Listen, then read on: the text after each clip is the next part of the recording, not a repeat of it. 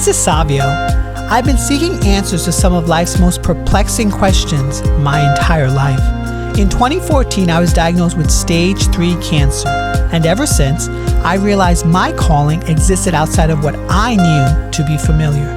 This podcast is your home for survivors like myself and those who are searching to find meaning to their why.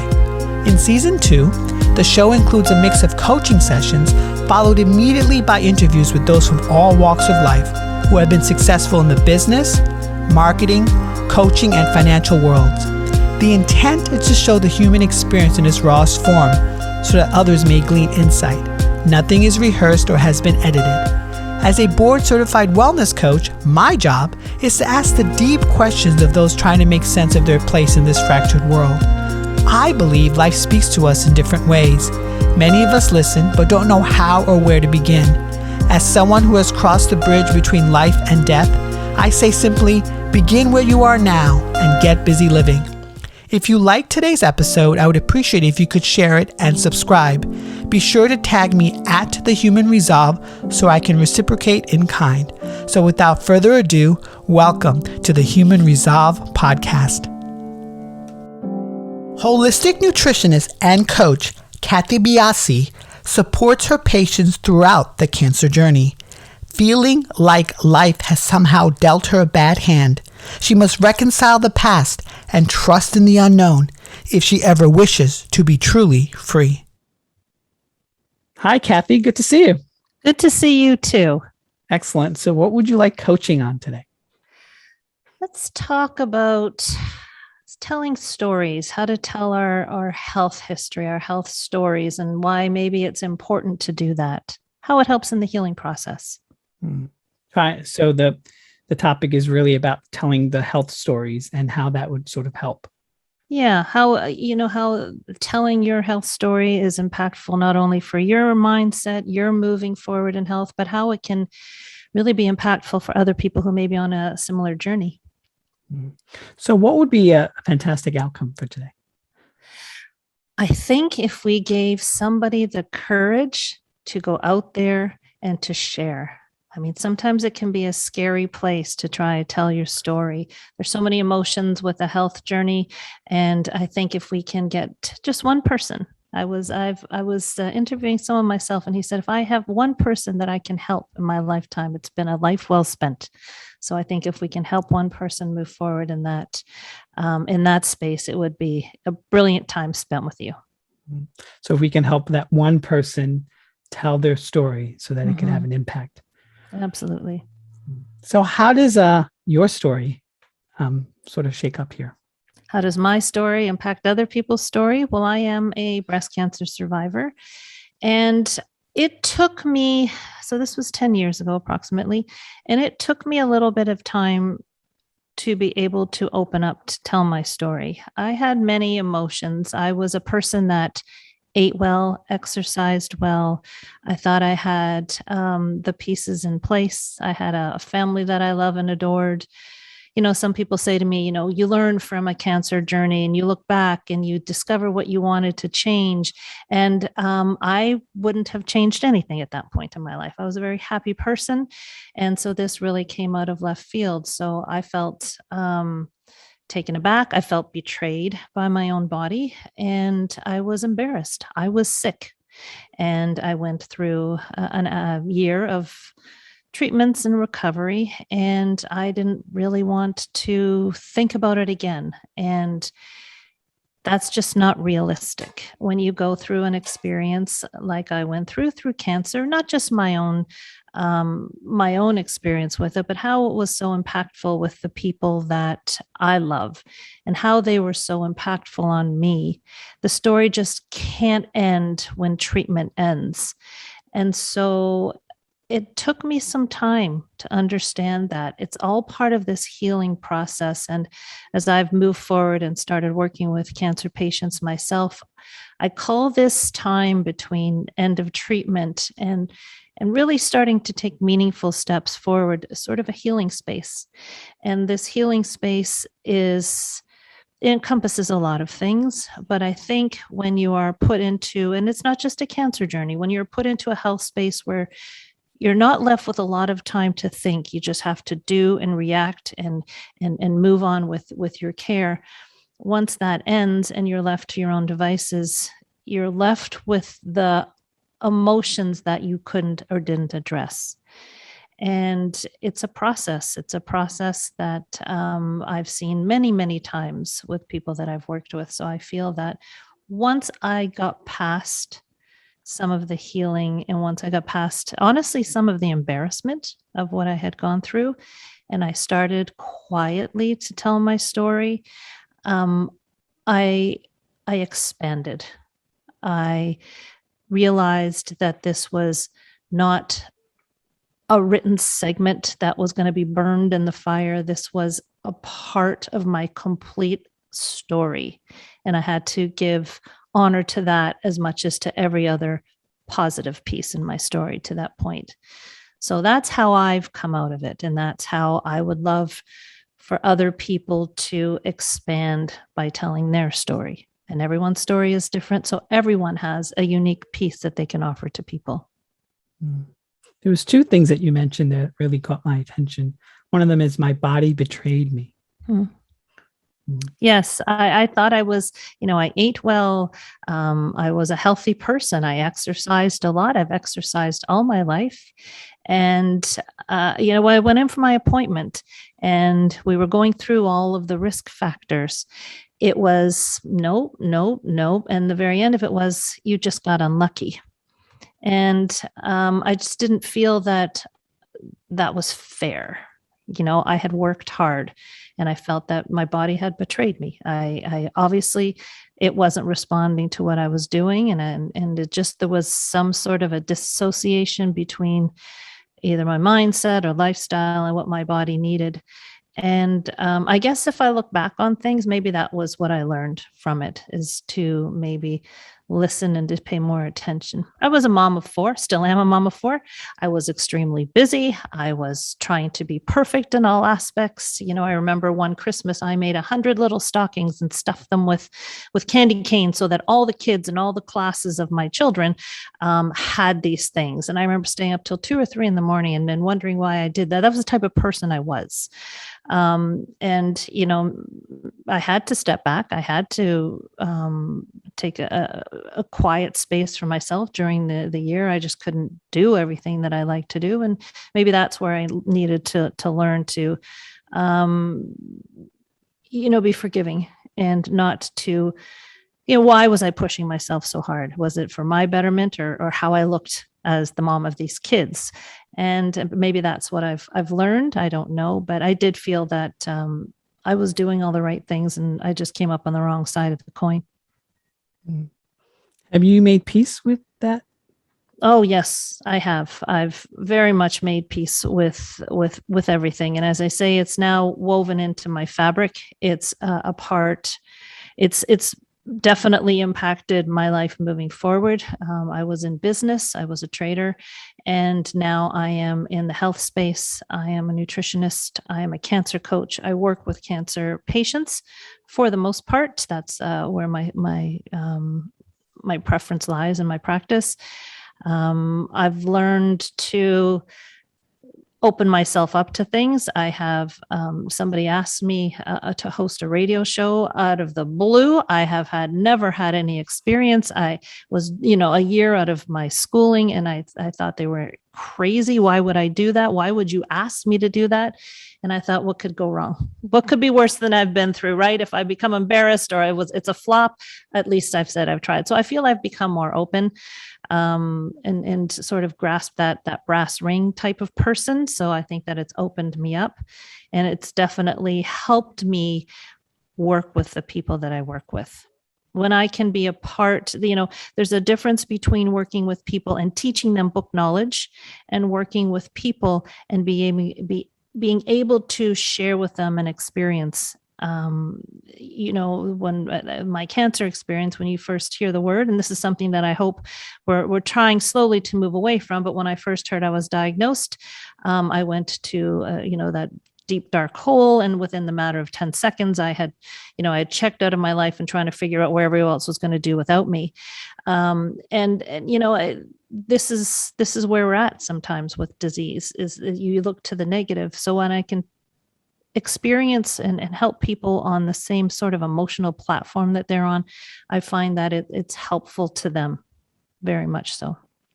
You mentioned that dark hole of embarrassment. Would you like to explore that further? Well, it wasn't a dark hole of embarrassment at the time, but when I was diagnosed, I was in shock. And I had I didn't become depressed, but I definitely was angry. I was, like I said, when I first heard the words, I tried to figure out, from my family, my husband and my kids, where would they be without me? That fear, of course, of the unknown was something that was overriding for quite a while. It didn't, I wasn't angry. I was fearful. And this took me some time. It took me a couple of weeks before I could get my head around it. And I think what helped me more than anything was I went to my faith, and I felt that bringing my faith into this period of my life was profoundly impactful, because what I was able to say was, I will do what is on the road ahead of me, and I will trust in the outcome. And once I was able to bring that into my life, faith and spirituality is easy when things are going well, but when you are tried in certain situations and when the road gets tough and you really need your faith, that's when it's hard to turn to. And when I did finally turn to my faith and realize that I wasn't in this alone, and I had my husband and my family and my friends, but it was different.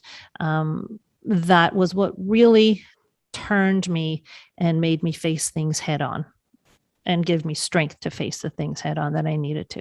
And I did. You mentioned you're sort of 10 years out now. Mm-hmm. How has faith and that sort of helped you with the challenges in life right now? My faith is with me all the time. I pray for the best outcome. I pray that, while I'm here, I live the life that I'm meant to. And I pray that I inspire and I move people along in their journey. And that's all I pray for. I pray for the health of my family, of course, and things like that. And in certain situations, different prayers come up. But generally speaking, I just pray that while I'm here, I can be the vessel that I need to be.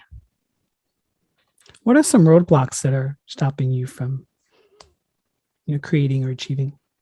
Well, always that thought of recurrence, and especially when I am working with people that have maybe similar histories with their disease, and then there's a recurrence after a number of years.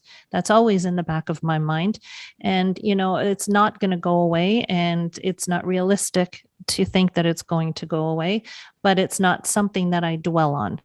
I set myself up in all aspects of my life to do the best I can. I'm definitely not perfect, but again, if I was trying to aim for perfection, I'd be back in the same health boat that I was before.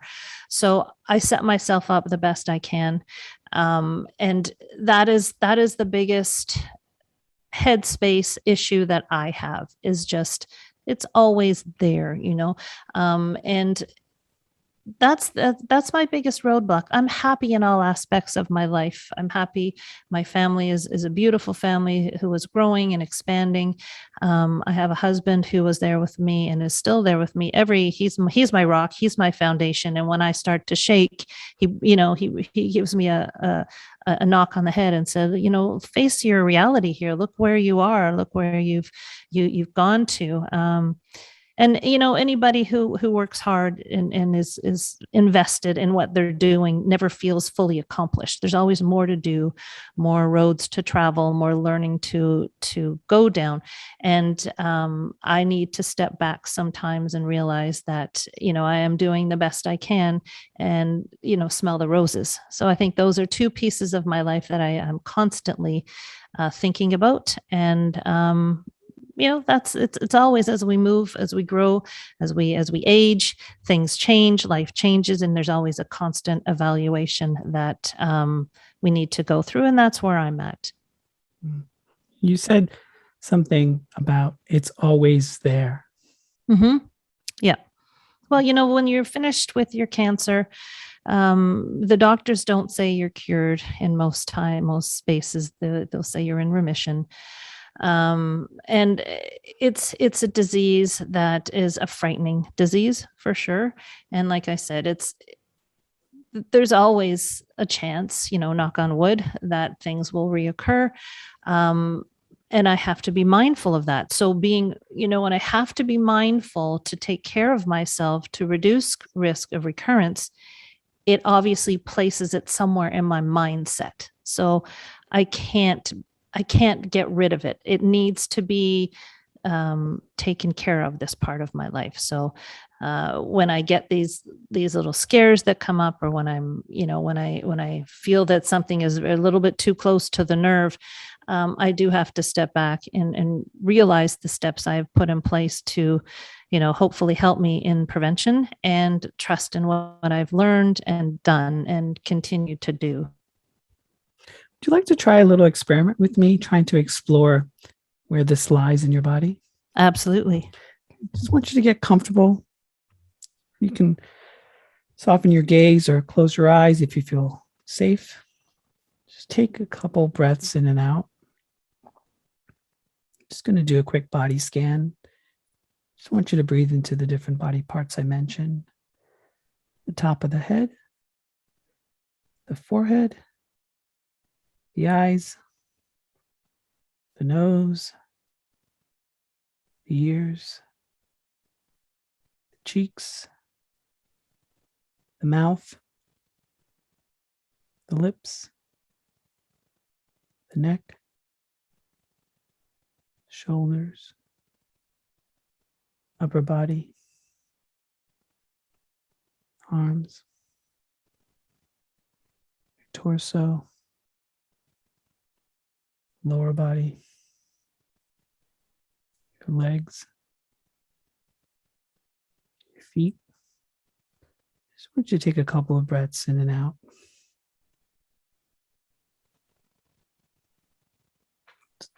So Kathy, what's bubbling up when you think about the recurrence and it's always there? And That I always have to be diligent. I would like not to have that as something in my life that I need to worry about. But I do have to always be diligent, and that's something that's always on my mind. But I assume that if it wasn't for that, there'd be something else taking up that space. So that is what bubbles up when I'm mindful, things that I'm trying to do to always push forward. Is the diligence always in the mind? Mm-hmm. Yeah. Want to try a little visualization technique? Sure. Just want you to sort of picture like an elevator, and sort of this mindfulness. It's lying and residing on the top of your head. I'm going to count from 3 to 1. Just want you to try to bring it down somewhere in your body, maybe your belly, and see what happens. 3, 2, 1.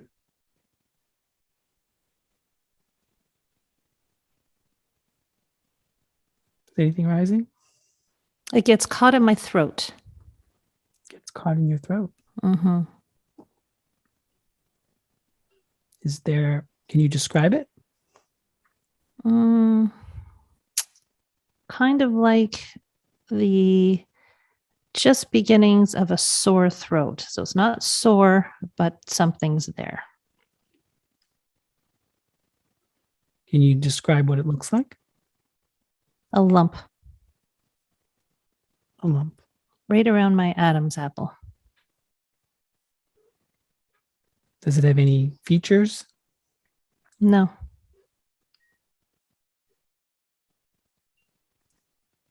Does it have anything to say? No, it's just like a white lump. Is it bothersome? It's trying to move. It's trying to move down. It's trying to move down. Yeah. It's not bothersome. What does it want to move down for? To unclog my throat. any ways that you can make that happen? When I deep breathe, it helps. For sure. Clearing my throat, something like that. Has this feeling ever been there in the past? Yeah, when I experience stress, when I cry, if there's emotion for whatever reason, I feel it in my throat all the time. That's where the emotion goes. You know, some people get headaches when they cry, but I feel it in my throat. And then how do you resolve that feeling? When the emotions go away, it goes away. And in this situation with having to be mindful that it's always there, is there any type of wisdom in that for you? I think so. I think being mindful, I think we all have to be mindful for many things. We all have our own life stories that we need to be mindful of. I think it's much better for me to be mindful than to disrespect what could possibly happen. I think that for me, a life well lived is to do the best I can. And if I'm not mindful of taking care of my body and being here for my family, then I will be, when that time comes, that, whatever period of my life, whenever I cease to exist, if I haven't done everything I can to live a healthy life, and to not be a burden on people and to be present for the people that love me, if I feel that I haven't paid enough time to that, then I will feel sad. So I think being mindful and working in a preventative lifestyle is, it's not just for me, it's for the people that I'm involved with in my life. So what would be the next steps to being sort of having that balance? I just, I always have to take a deep breath. Like I said, when things get a little bit too close, I'm constantly telling myself, my disease is different than anybody else's disease. It's not, just because you're under the umbrella of a particular type. Mine was breast cancer. I'm not sure if I mentioned that. Just because I'm under the particular type of breast cancer doesn't even mean that all of us who are estrogen positive have the same type. We are all our own thumbprint. Our disease is our own thumbprint. And I have to always know that, it's my disease. It's not, I can't compare it to other people. And I think that that's something I do have to work on. And how is this comparison usually sort of done?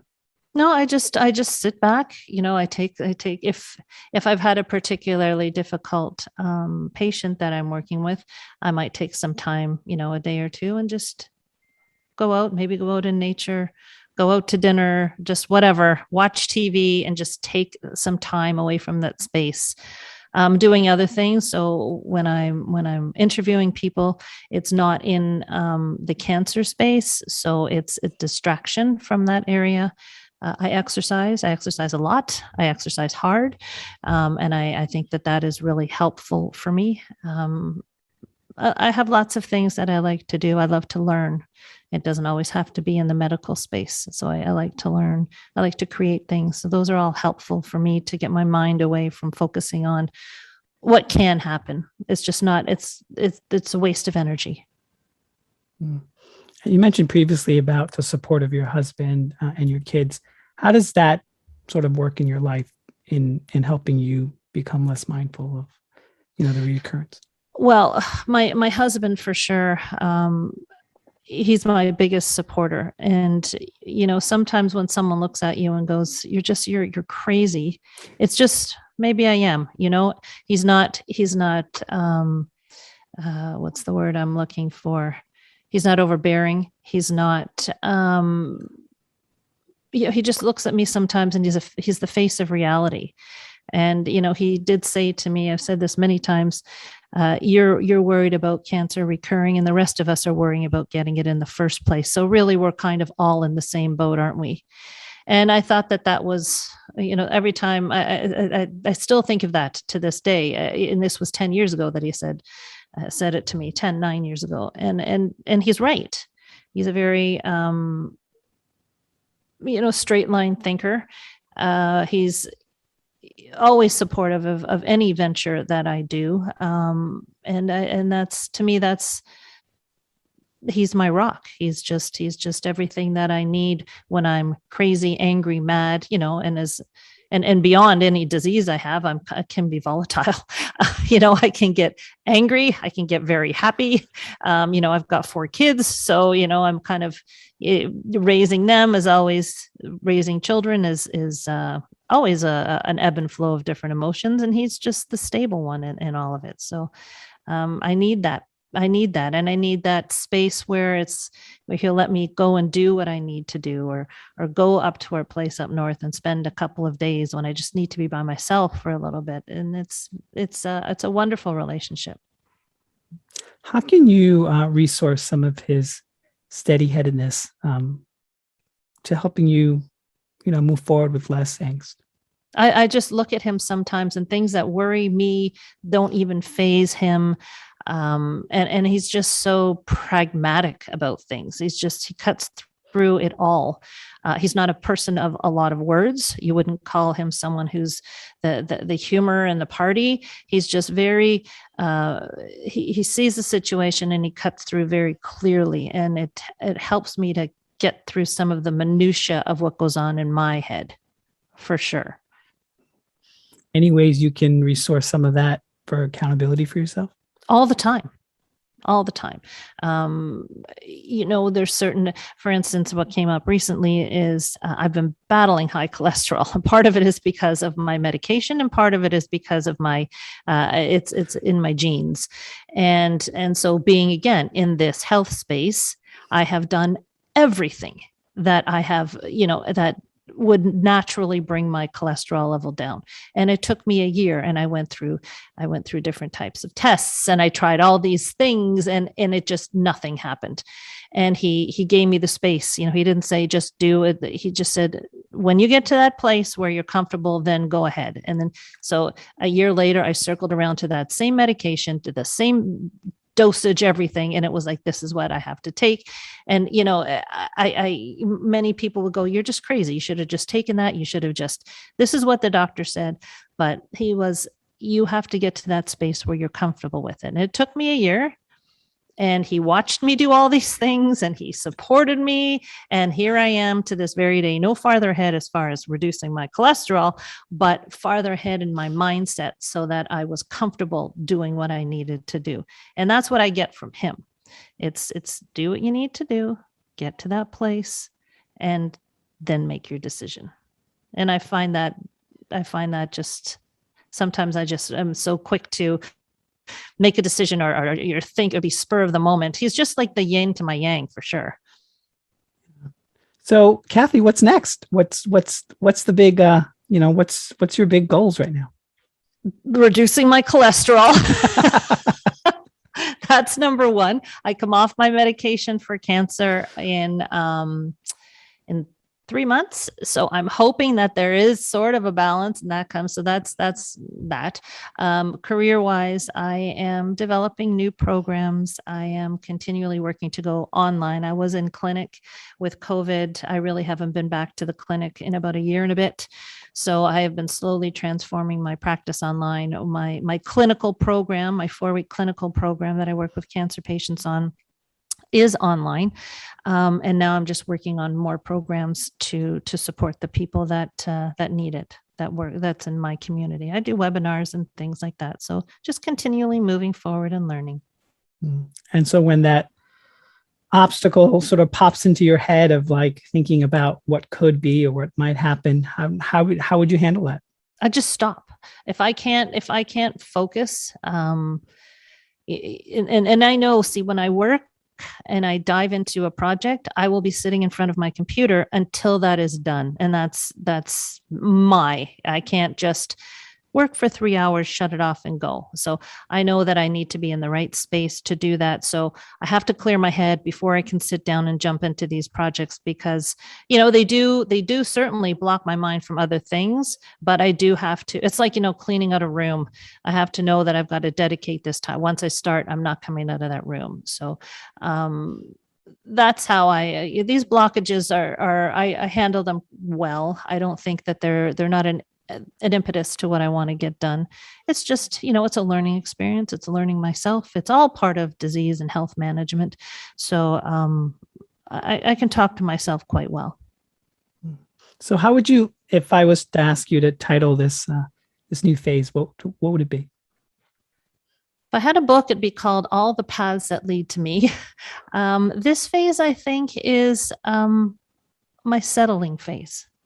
I think I'm set. My kids don't need me as much as they used to. They're getting older. They're starting their own lives. I'm not going to be pushing myself as much as I did before. I can take on what I want to take on. So maybe it's a little bit more of a settling. I think selfish is the wrong word, but more, I can focus more on what I want to move forward. So it's part of getting older. It's a part of, the kids moving on and me starting to take back a little bit more of, and discovering actually what I do enjoy. I do enjoy so many different things. And it's just focusing on what I want to focus on and having the time to do so. So this would be my settling phase, I think. Your settling phase. Great. You're reacquainting with me, reacquainting with Kathy. Reacquainting with Kathy. That could not be the mom, not Kathy, the mom, or Kathy, the cancer patient, just Kathy. Just before Kathy. Any titles. Before any of that. That's awesome. Right. So I think this is probably a good place, if you feel it's good, to transition into the interview portion. Absolutely. Wonderful. So tell my audience and my listeners more about Kathy Bass and what she does. So I am a nutritionist, and I'm a holistic nutritionist, and I am a cancer coach. Most of my practice, as I think I mentioned, about 90% is working with cancer patients who are in active care. Prevention still isn't foremost on many people's minds. And so most of the patients that I am working with either want to incorporate integrative care within their medical space, or they are not happy with some areas of their medical care. I'm completely integrative. I much prefer to work with the medical team. I think that working on the health of cancer patients is something that's not been addressed. We definitely have wonderful doctors. I had a wonderful team who worked on the disease, but I think working on the health needs to be hand in hand with the medical space. So I'm trying to cultivate that more and more. Nutrition is a tough place when it comes with cancer patients, because it's often a hard thing to change. There are many people the people that come to see me are motivated to change, are motivated to support their diet. But in nutrition, you have to decide to make changes. You have to maybe give up some things that you don't want to, and you have to make a concerted effort. So nutrition is a tough piece for some people. They don't want to deal with that right now when they're going through their care. But those who do see a profound difference with the side effects, with efficacy of treatment, just because they're coming into care much more healthy. And when your body is healthy, you can withstand treatments better. Outcomes are generally better, and side effects are managed better. So this is my area within the cancer space and the wellness space. I also have a radio show, as I mentioned, and it's called The Health Hub. It is very broad-based. I think the word hub is just a great expletive for the word, or for the show. I've had authors, chefs, sports figures, just talking about wellness. I try and educate our audience on perhaps questions that they might be able to ask their healthcare that they might not have known about. opening them up to different types of therapies, words, functional medicine, integrative care, and just educating people on that platform, giving them tools for their own health. And those are the two spaces, as well as being a wife and a mom and a doggy mom. And that's basically what I'm all about, and a big Toronto sports fan. It's tough right now, but I am a big Toronto sports fan. There's always hope, Kathy. There's always hope. It's a love-hate relationship I have with sports. It truly is. Absolutely. I work with cancer survivors, so I'm on that sort of spectrum. But, I always find it very fascinating. And I how has working with cancer patients, like, how do you describe sort of those emotions? Because I'm a cancer survivor, you're a cancer survivor. How have you found, sort of holding your own during their, Yeah, a lot of people ask me that, you've gone through it. Why would you want to stay in that area? As a cancer coach, you can wear many hats. The one thing that I'm not comfortable with is going on hospital visits. So my cancer coaching, where my lane is within lifestyle, mindfulness, nutrition. So that's where I stick.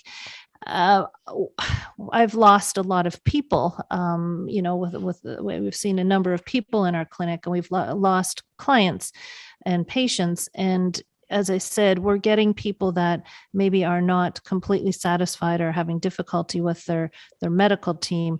And so things are slowly transitioning. I do see from my beginnings that we're not just seeing end stage cancer patients. We are seeing people who are really looking to integrate. So I'm seeing a lot of people now that are just starting treatment or prior to treatment, and it's great. Now, as far as my own mindset when it comes to working with cancer patients, I feel that our clinic work is doing nothing but promoting the health and the mindset of cancer patients. And in the unfortunate circumstances where we lose one of our patients, I still believe that our time with them has made their time more positive. And I have to believe that. And that's what keeps my motivation to continue to move forward. We've lost children, elderly, all across the spectrum. But in the midst of it all, there has been hope, and maybe we've inspired some of that hope. And that's what gives me purpose. What have you found to be a huge sticking pain point for some of the clients you serve? Some of them are angry. Some cancer patients are angry, and I understand why. And that's hard to move past. It's hard to get them to move past. You can't explain away why. I have a lot of in conversations with cancer patients, people that I'm working with, why did this happen to me? And there is no answer. And I've spent a lot of time on that too. And that's what led me to feel that I was betrayed by my body. And it's a waste of good energy to go down that path. And this can be a real struggling point for a lot of people as to why not somebody who's bad? Why I'm a good person? I'm a mom, I'm a dad, I work hard, why me? And that's a lot of wasted energy that could be more well spent on cultivating your immune system and positive energies. But it is a process too. I do believe that these emotions are processes that you need to go through. And I have to give space to that. And here's that piece where I can definitely understand why they're thinking that. And, the thing with dealing with the health piece of cancer patients is that I'm giving them things that they can work on themselves. They're not relying on a doctor or a test or a result or a treatment. they have in their hands a piece of their protocol. And this can help reduce stress. This can help give them motivation. This can help give them drive. When they realize that how nutrition can be so impactful, how certain lifestyle changes can be so impactful, this takes up more mindset than just sitting and waiting for the next call or test result or treatment. And this is an important mover. It really is. Mindset is so big, and it's not just an out there sort of, sit in the middle of a desert, work on mindset sort of thing. This is a science-backed fact that mindset, what we think has downstream effects throughout our whole body. Cortisol, adrenal function, the whole thing. We're not going to eliminate stress. There's no point in even trying to eliminate the stress of any type of a diagnosis. It's just a fruitful waste of energy or an unfruitful waste of energy. Learn to cope, learn to find mechanisms. These are things that are difficult sometimes when someone's going through a cancer diagnosis. It's difficult for the supporters who I see as well. And that relationship between patient and loved one can be tried at certain parts of a diagnosis and the treatment path. When someone's coming to the transition period of their life where the disease can't be stopped anymore, there's that space that the supporters and their loved ones have to recognize. And that is where, I can, introduce them to people that might be able to help them in that space emotionally. But there are points within a cancer treatment plan that, the intentions of the cancer patient and the intentions of the support person may not be on the same level. And opening those lines of communication with them is an important part too. I'm not a therapist, but I can certainly initiate and see where those things need to be spoken about and then move them into a place where they can talk about that. Because there's, the journey of the patient and the journey of the loved person, the husband, the wife, the children, they all need to be respected and they all need to be supported. But that method of support is very different. So for a listener who was just told they had cancer, what pieces of advice would you give? Take a step back and breathe. Stress can reduce the immune system. It can have a very negative impact on the immune system, and we don't want that to happen. We want your body to be fighting cancer as well as it can. So take a step back. You have had probably a number of years before this was diagnosed. You have a few weeks to figure out what you want to do. Make sure that you're with a team that you feel that respects your wishes, that is respecting you as a person. If you need to go for a second opinion, do so. You need to feel comfortable, trust your gut with your tribe, pull people in that you need. Don't be afraid to be polite and not have a table at the chair for other people. You have to be not selfish, but you have to make your intentions known, because this now is going to be the start of you needing to work on your health. And that can come with many different decisions and questions.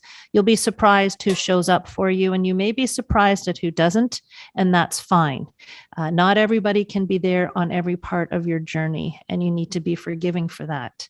Find the people that you can lean on and who have the strength to support you. Those are all important things. But you do have time to figure out your treatment plan. You do have time to maybe step back for a week or two and figure out where you want to go and what resonates. I would suggest not Googling too much. That can, again, take you down a dark pathway. You've got to trust the practitioners and the doctors that you are with. And that just, to me, cultivates a lot of stress and misinformation, unfortunately. In the cancer treatment sort of scope, what do you hope that, great strides that can be made? Again, I'm not a doctor. There are great strides that are being made in the medical profession as far as treatment. Who knows? Chemotherapy may be a thing of the past in 20 years. We may be full on vaccinations and immune therapy. But what I really hope is that people understand how impactful their choices are on their health. We're really starting to understand the importance of the microbiome. Cultivating the microbiome is in our hands. It's not a pill. It's not something that we can be injected with. It is completely diet, lifestyle, certain supplementations perhaps, but it's our body to cultivate and promote. And so when we're starting to understand, I'm starting to see more doctors recommend things like exercise, recommend reducing certain things in diets. And I see that people are starting to now, and doctors are starting to see that there has to be a play with the health that may not be sort of in brackets, we're working on your health, but sleep and exercise alone are now part of the script of what's in the medical field. And it's something that in the integrative space and in my space, these are standalones in my protocols. So I'm hoping that we can work together more, the medical field and the integrative field, because for practitioners, at least like myself and those that I work with, we're not trying to take over a space. We are trying to support the therapies that they are prescribing for cancer patients. I have no desire to get into the medical space. And even when it comes down to recommending maybe perhaps some supplements, I will always say, please talk to your oncology team. Here is some research. Do what they say. If they say no, we can attack what I want to get accomplished with you in so many other different ways. And that's what I hope. Complete integration would be a profound mover when it comes to cancer care. If you're willing to, what's your biggest success story? I've had a lot of success stories. People who have come, I guess in certain a sphere of success story, it would be how well people get through their treatment. I have different food therapies depending upon the person that's sitting in front of me. My 4-week program works so well within where they are in their space, whether they're through or starting or into their prevention space. But I really do see, and people don't realize this, because when you get through treatment, if you haven't had many side effects, you don't know what you could have had, right? So if you're tired and that's your only side effect, oh, I was so tired. Whereas other people may have had to stop care because of the side effects. Some may have been hospitalized. Some may have, the point for me when someone is going through treatment, when they come to see me, is we want to get you through this. This is what we want to do. We want to make sure that you complete your treatments. That's number one. We'll heal the body after. Let's get you through your treatments. And when people come back and say to me, well, I didn't really feel much of anything. People said to me, I can't believe you don't even look like you're sick. That to me is my success stories. That's when it's like, it's just a beautiful thing. And I get so excited because the body is responding as it should. And I think that that's profound. I love that. So Kathy, tell my audience where they can find you on the internet. KathyBiasse.com. That's my website. I'm at Kathy Biasse on Instagram, Kathy_Biasse on Twitter. But if you go to my website, it has everything right there for you. Wonderful, Kathy. Well, I really loved our conversation today. It really, so did I. Spoke to me. Thank you so much for your time. Thank you very much. Hi there. I really hope you enjoyed listening to today's podcast episode of The Human Resolve. If you feel that others may enjoy this episode as well, please share socially at The Human Resolve. They can also visit my website, thehumanresolve.com, where I offer one-on-one coaching sessions, daily prompts to move you in the right direction, sync directly to your smartphone, and a subscription to my weekly newsletter where I probe into the secrets from living smarter to feeding your 3 brains. If you could also help me out and give me a review and rating on this platform, because I do care what you have to say, I would really appreciate it. Now, get out there, my friends, and get busy living.